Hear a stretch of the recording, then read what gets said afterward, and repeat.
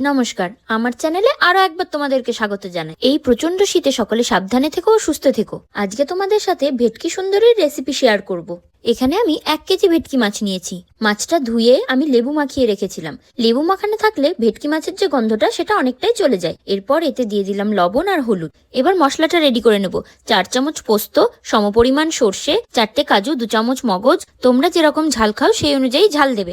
আমি এখানে 5টা লঙ্কা দিয়েছি, হাফ চামচ জিরে গুঁড়ো, একটু আদা কুচি আর সামান্য জল দিয়ে ভালো করে পেস্ট করে নেব। এবার মাছের সাথে মশলাটা ভালো করে মাখিয়ে ওপর থেকে 2 চামচ সর্ষের তেল ছড়িয়ে 15 থেকে 20 মিনিটের জন্য রেস্টে রেখে দেবো। এরপর একটা কড়াইয়ে 2 কাপ জল দিয়ে সেটা গরম হলে এর মধ্যে মাছগুলো দিয়ে দেবো। মাছগুলো দেওয়ার পর প্লেটটা একটু ধুয়ে জল দিয়ে দেবো। 10 মিনিট মতন মাছটা ফুটলে এরপর এতে সামান্য একটু চিনি ও কাঁচা সর্ষের তেল দিয়ে নামিয়ে নেব। আমার ভিডিও তোমাদের কেমন লাগে অবশ্যই কমেন্ট করে জানিও। তোমাদের মতামত আমার কাছে অনেক গুরুত্বপূর্ণ।